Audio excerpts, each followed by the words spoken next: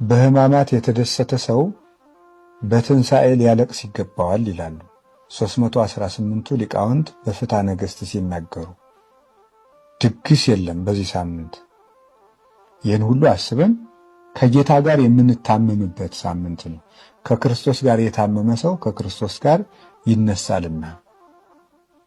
እነዚህ ሕማማትም ለእኛ ክብሮቻችን ናቸው። ቅዱስ ዮሐንስ አፈወርቅ እንደተናገረ ይትባረክ እግዚአብሔር ዘሰመየ ሕማማተ ወልዱ ክብረ ወስብሐተ። የልጁን ሕመም ለእኛ ክብር ያደረገ እግዚአብሔር ይመስገን። የልጁን ሕማም መከራ ለእኛ ክብር ያደረገ እግዚአብሔር ይመስገን። እነዚህ ሕማማት ለእኛ ፈውስና መድኃኒት ናቸው። ወተወክፈ ሕማማተ እንተምሉ መድኃኒተ። ቴዎዶስዮስ የሚባል ሊቅ ሲናገር በሃይማኖተ አበው ድህነትን የተመላ ሕማምን ተቀበለ ይላል። ድህነትን የተመላ ሕማምን ተቀበለ። በተቀበላቸው ሕማማት ውስጥ ድህነት አለ፣ የሰው ልጅ መዳን አለ። ሲታሰር ከታሰርንበት ቁራኝነት እርግማን ፈቶናል፣ ቤዛ ሆኖናል። ሲከሰስ 5500 ዘመን የነበረብንን የዕዳ ደብዳቤና ክስ ደምስሶልናል።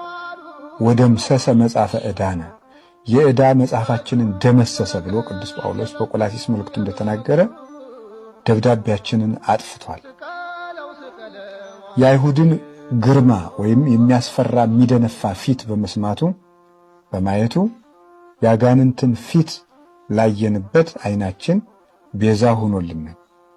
የአይሁድን ይሰቀል ይሰቀል የሚል ድምፅ ስለሰማው ጆሮ ያጋንንትን ማስፈራራት የሰማንበትን ያንን ድምፅ ቤዛ ሆኖልናል። እሱ ስለተገረፈ በሕማም 5500 ዘመን በሞት የተገረፍነው ግርፋታችንን አርቋል። ስለመራቆቱ ከጸጋ ተገፈን የነበርነውን ወደ ጸጋ መልሶ የተጠመቃችሁ ሁሉ ክርስቶስን ለብሳችሁታል እንዳለ ቅዱስ ጳውሎስ በጥምቀት እሱን ለመልበስ አብቅቶናል። በመራቡ ምክንያት ቅዱስ ሥጋውን ክቡር ደሙን አጥግቦናል። ተጠምቶ ሐሞት እንደጠጣ ለኛ መራራ ሞትን አርቆልናል። ስለተቸነከረ ተቸንክረንበት የነበረውን የሞትን ችንካር የሞትን መውጊያ ሰብሮልን